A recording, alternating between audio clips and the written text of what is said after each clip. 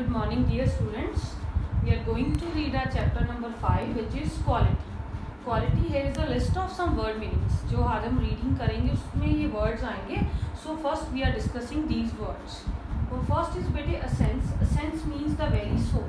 Essence means the very soul means किसी चीज़ का सार निकाल देना, मतलब पूरा अपना जान लगा देनी. Conclusion end की भी it should be the best. Last है बेटे continue to remain usable. किसी चीज़ का ज़्यादा समय तक चलना, ठीक है. गटरल हार्श साउंड, बहुत अजीब किस्म की खड़खड़ की आवाज़. वॉन्ट दैम बेटे वॉन्ट दैम वर्ड आया, इसका मतलब है वॉन्ट दैम. ये उनकी मिस्टर गेस्लर की प्रोनाउंसिएशन ऐसी थी, दैट्स वाई आपको रीडिंग करते समय ये प्रॉब्लम ना आए, इसलिए इसका मतलब बता रही हूँ. Want them. ब्रदर, ब्रदर को बेटे वो ब्रदर को ब्रदर बोलते थे. टिप टैप एक आवाज़ है, जब मिस्टर जो गेस्लर थे वो सीढ़ियाँ चढ़ते थे सीढ़ियाँ उतरते थे तो ऐसी एक आवाज़ आती थी. कन्वीनियंटली होता है सूटेबली, मतलब आराम से, जब आप अपने कंफर्ट में हो, आपके ऊपर कोई प्रेशर ना हो. ब्लिंक, ब्लिंक होती है आइज़ को झपकाना, से विंकिंग बोलते हैं. एंड जम बूट्स इज ये this is also the pronunciation of mister Gessler. इसे वो सम बूट्स को जम बूट्स बोलते थे. और आगे जो वर्ड मीनिंग्स आएंगे वो हम बुक से पढ़ेंगे, तो आप अपनी बुक पे देखो बेटे, पीछे वाली वीडियो में कंटिन्यू कर लेना. It was not possible to go to him very often, his boots lasted terribly.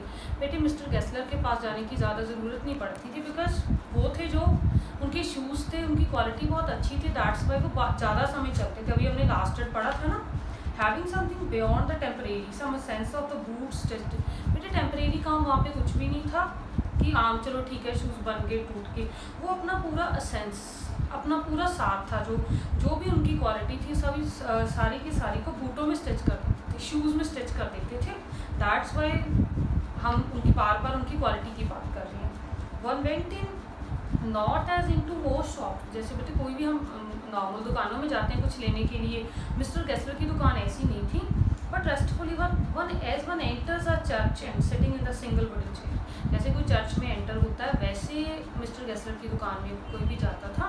और जाने के बाद first they have to wait, थोड़ा समय वेट करनी पड़ती थी. वो कहाँ पे बैठ के कोई भी वेट करता था, वुडन चेयर, लकड़ी की चेयर पे बैठ के. Guttural sound and the tip tap of his slippers beating the narrow wooden stairs as he would stand before one without coat. बेटे जब थोड़े समय वेट करने के बाद एक अजीब सी आवाज़ आती थी, वो आवाज़ टिप टैप की थी, जिससे उन्हें पता चलता था कि जो मिस्टर गेस्लर है वो सीढ़ियाँ उतर के नीचे आ गए. इनके बाद जब वो सामने आके देखते हैं कस्टमर के, तो उनकी पेरेंट्स के बारे में बताया है ऑथर ने. लाइक ही स्टैंड बिफोर अब विदाउट अ कोट. कभी उन्होंने कोट नहीं पहना होता था. अ लिटिल बेंट, अपनी एज की वजह से वो थोड़े झुक चुके थे. उन्होंने एक लेदर एप्रन पहना होता था, स्लीव्स टर्न होती थी, जो उनकी शर्ट की स्लीव्स थी वो मुड़ी हुई होती थी. ब्लिंकिंग, और वो थोड़ी थोड़ी आइज भी ब्लिंक कर रहे होते थे. As if awaken from some dreams of boot. ऐसे लगता था जैसे कोई मतलब बूट्स के ड्रीम से बाहर आया.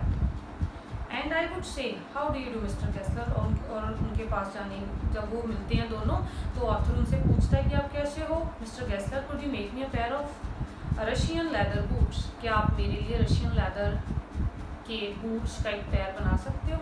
Without a word he would leave. उन्होंने मुझे यस भी नहीं बोला, नो भी नहीं बोला, और वो मेरे पास से चले गए. व्हेन शी केम और into the other portion of the shop. ऐसे लगा जैसे कोई वो दुकान के किसी और कोने में चली गई हो. And he would continue to rest in the wooden chair inhaling the sense of his trade. और वो तो चले गए मिस्टर गेस्लर. अब जो ऑथर थे जिन्होंने इनको बोला था, तो वो आराम से फिर वही वुडन चेयर के ऊपर बैठ गए रेस्ट करने के लिए. और उनको किस चीज़ की स्मेल आ रही थी, उनके ट्रेड की, मतलब ट्रेड लाइक लेदर की जो स्मेल उनके पास आ रही थी, क्योंकि सारी दुकान में लेदर पड़ा था ना बेटे. Soon he would come back. जल्दी फिर वो वापस आ गए. Holding in his hand a piece of gold brown leather. वो लेदर लेने के लिए गए थे और वापस एक लेदर पीस के साथ आए. With eyes fixed on it he would remark what a beautiful piece.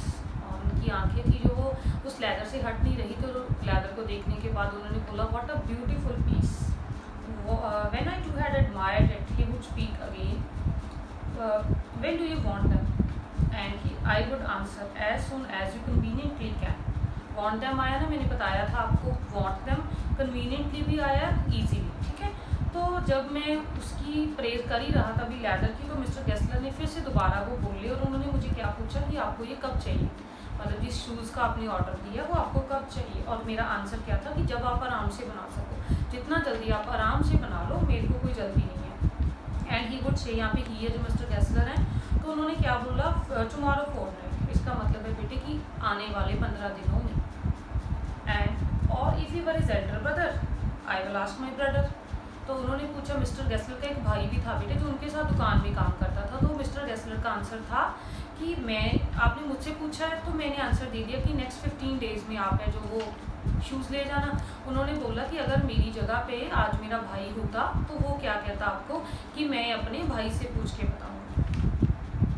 Then I would murmur, तो फिर मैंने स्लोली धीरे से कहा, murmur, thank you, good morning mister Gessler, good morning, he would reply still looking at a leather in his hand. तो अब वो author है जो जा रहा है, फिर से उन्होंने गुड मॉर्निंग बोला, लेकिन उन्होंने मिस्टर गेस्लर ने गुड मॉर्निंग का आंसर तो दे दिया, लेकिन उनके हाथ में जो लेदर था, रशियन लेदर, स्टिल वो उसी की तरफ देख रहे थे। And as I move to the door I would hear the tip tap of slipper, जैसे ही मैं दरवाजे के बाहर आया बाहर जाने के लिए, तो फिर से उन्होंने बेटे वो टिप टैप की आवाज़ सुनी, क्योंकि अब मिस्टर गेस्लर थे जो वो सीढ़ियाँ चढ़ के ऊपर जा रहे थे, going up the stairs to his dream of boots. वैसे फिर से वो अपने सपनों की दुनिया में, किसके सपने आते थे उनको, शूज़ के।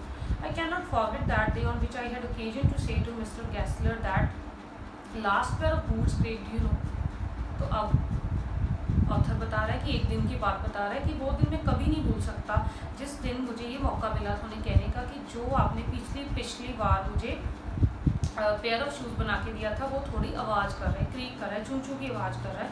He looked at me for a time without replying।